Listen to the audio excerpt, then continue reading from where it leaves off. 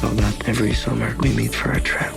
Vacation has officially begun on Netflix. To best enjoy your trip, we suggest the following itinerary. I say we just wing it. Wing it. See where the wind takes us. From best-selling author Emily Henry Are you guys like a thing? Oh, no, we're we're just just friends. Platonic travel companions. comes your next favorite rom-com. Who wants to go skinny dipping? Alex does. Vacation, Alex! I love it when you get weird. People We Meet on Vacation, now playing on Netflix. Rated PG-13. May be inappropriate for children under 13. This episode is brought to you by FX's The Beauty Official Podcast. Join host Evan Ross Katz on the official podcast for FX's hottest new series, The Beauty, taking you behind the scenes with its amazing stars as they discuss the show's most jaw-dropping moments. Featuring Evan Peters, Anthony Ramos, Jeremy Pope, Ashton Kutcher, Rebecca Hall, Bella Hadid, Meghan Trainor, Isabella Rossellini, Jessica Alexander, and Ari Grainer. Search FX's The Beauty wherever you listen to podcasts. I'm Aislinn Green, and this is Travel Tales by Afar. Every week, we hear stories of life-changing travel from poets, scientists, authors, entrepreneurs, and so many more. This week, we're hearing a tale of how travel can inspire a business idea and vice versa. Charlie Sprinkman is the founder of Everywhere is Queer, a worldwide map of queer-owned businesses. In early 2024, he launched the app version of the map for both iOS and Android, making it even easier for queer people and allies to find welcoming places wherever they are in the world. And surprise, surprise, Charlie came up with the idea while crisscrossing the United States several times in their van. But when he came up with the idea, he really had no idea exactly where that path would lead.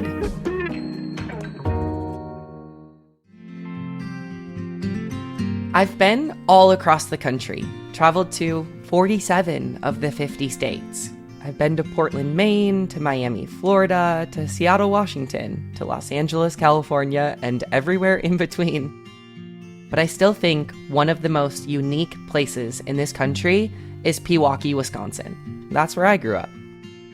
Pewaukee is a small town of 12,000 people, about 25 miles west of Milwaukee. Growing up there, we existed outside.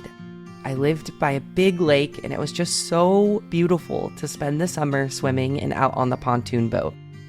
The lake got so warm in the summer, you could just sit in the water for several hours. In the winter, we went ice boating. That's where you sail across the frozen lakes on little bobsleds with blades. When we weren't ice boating, we were ice skating with my family and friends.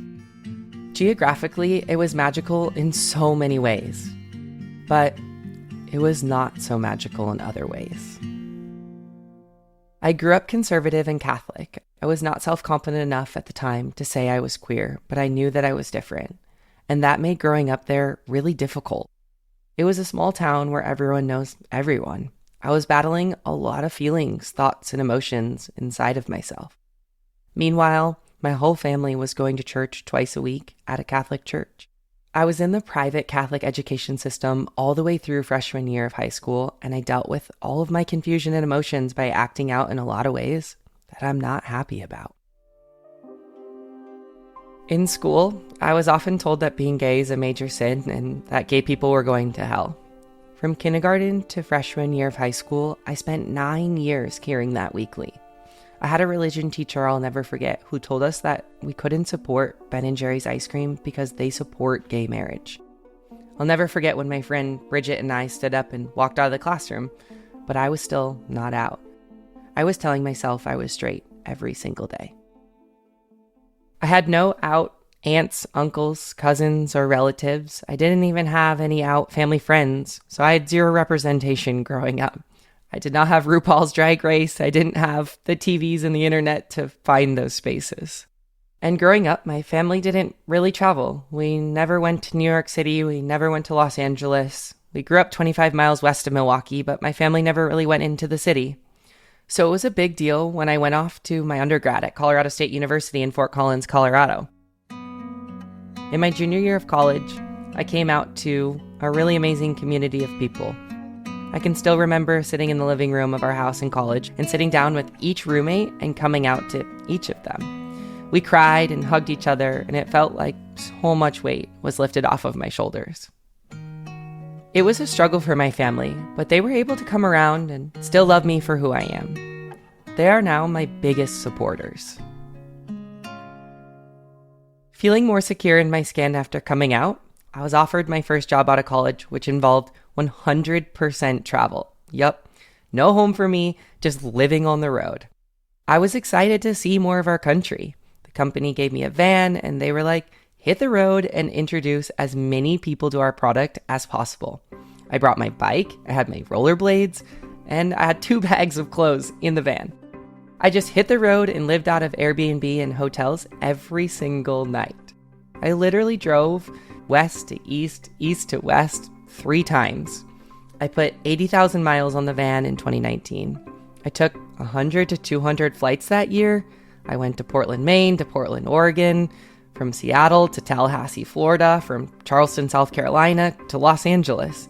I took the southern route driving, I took the northern route driving, I took the central route driving. I fell in love with New York City, but I also fell in love with some little towns.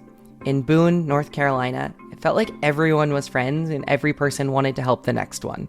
And in Boise, Idaho, I found a co-op with some of the best tasting fruit. So I made it a part of my journey that year to try to visit co-ops wherever I went. Nebraska may be known for its cornfields, but I fell in love with this co-op in Lincoln. I bought some exotic fruit that I can't remember the name of, but it was something like a kumquat and a kiwi mixed together. Juicy and full of seeds. As I traveled, I met queer people in every state that I visited, and I made sure to support queer-owned businesses. I ate incredible Chicago-style sandwiches at Sandwich in Portland, Oregon, and visited Flowers and Candy, an adorable retail shop in Portland, Maine. I didn't realize it at the time, but these spaces helped me come up with the idea for Everywhere is Queer. After a year on the road, I did something else that was life-changing and eye-opening. In 2021, I went to Brave Trails as a cabin counselor. Brave Trails is a queer youth leadership camp for 12 to 18-year-olds. I was in a space with 100+ queer people, and being there was so euphoric. I immediately wondered, how can I build that euphoric experience that I had at a greater scale? I need to connect the queer and trans community with queer-owned spaces that aren't just bars and clubs. So after the camp ended, I was driving back to Colorado where I lived at the time, and the thought just popped into my head. Everywhere is queer. A worldwide map of queer-owned businesses. I pulled over my car and Googled it, but I couldn't find anything. I went home and I immediately told my 2 roommates about my idea.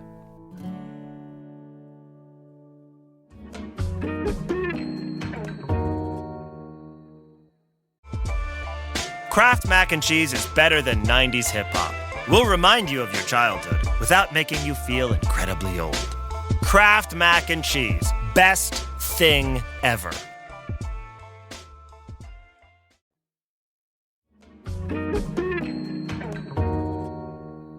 Six months later, I launched my business. My logo was designed and made by a queer person out of LA. I posted on Instagram and let the world know that I was building a worldwide map of queer-owned businesses. I searched #queer-owned on Instagram and found over 180,000 hashtags. I started reaching out to organizations to let them know it's free to join our worldwide map of queer-owned businesses. Nearly all of them applied right away. Then I expanded to searching #lesbian-owned, gay-owned, trans-owned, intersex-owned, asexual-owned, two-spirit-owned. I had endless organizations to reach out to. From there, it just built and built. Organizations would post on their stories when they were accepted, and more organizations in their area would apply. 3 months in, I was getting picked up by some large media sites, and my platform started to grow exponentially. At the time, I still had a full-time job, but I kept at it, and in just 2 years, our map had over 7,000 organizations listed on it. It's now my full-time job. Every single day, I learn something new about our country, a place I want to go, somewhere on my growing bucket list. I have discovered such amazing organizations like People's Inclusive Welding out of Portland, Maine. They host Learn How to Weld courses. I was in Fort Lauderdale, Florida, and Florida in general gets such a bad rap, but wow, Fort Lauderdale is so queer. The Wilton Manors neighborhood in Fort Lauderdale felt like a little gay city. I met a photographer there who suggested other places to go. I want my platform to be used like this, to connect people. These spaces aren't just pins on our map. I want our map to be a community building resource as well. These days, I live in Portland, Oregon, and I'm able to walk out my door and access a queer-owned yoga studio, a queer-owned vintage store, a queer-owned restaurant. I have a queer therapist, a queer bookkeeper, and a queer lawyer. And not only is that just super cool, it allows me to exist as my most authentic self in a more subconscious way than I could ever believe. When I hop on a call with my lawyer, I don't have to lower my voice. I don't have to worry about my nails being painted on a video call with my accountant. I don't even have to think twice about being me. And that's the life that everyone deserves to live. Most of all, I want to connect with rural America. I love New York, San Francisco, and LA, but there are 60 million people in rural America, and I want to make sure that the queer people among them feel seen and heard as well. Recently, I had someone reach out and message me from Bend, Oregon. They said that their trans nephew came to visit, and they were able to take their trans nephew to trans-affirming places because of my platform. A plant shop, a coffee shop, and a restaurant, all owned by queer people. Their trans nephew now wants to visit them again. I've heard so many similar stories. A hair salon in rural Texas told me they received 15 new clients from Everywhere is Queer after being listed for only 1 month. Others have shared that our platform has encouraged them to go on a cross-country road trip, just like I did. It makes me think about what it would have been like if I had this app when I was driving back and forth across the country, or even when I was a kid, growing up in small-town Pewaukee, Wisconsin. What would it have been like to sit at a queer-owned coffee shop and just see queer people exist? But while little Charlie didn't have access to these things, kids growing up in my hometown today do have access. Now on my map that took 2 years to create, and really a lifetime to build the confidence to create, there are 10 plus queer-owned businesses in the Pewaukee area, including, yes, a coffee shop. And that was Charlie Sprinkman. Charlie's momentum has only continued. When we recorded our companion interview, which you can find on YouTube, he had just celebrated 100,000 downloads of their app. Applications from queer-owned businesses around the world continue to pour in. So Charlie says, if you're a queer-owned business or if you know of one, get in touch. You can learn more at everywhereisqueer.com and on Instagram at, yep, you guessed it, at everywhereisqueer.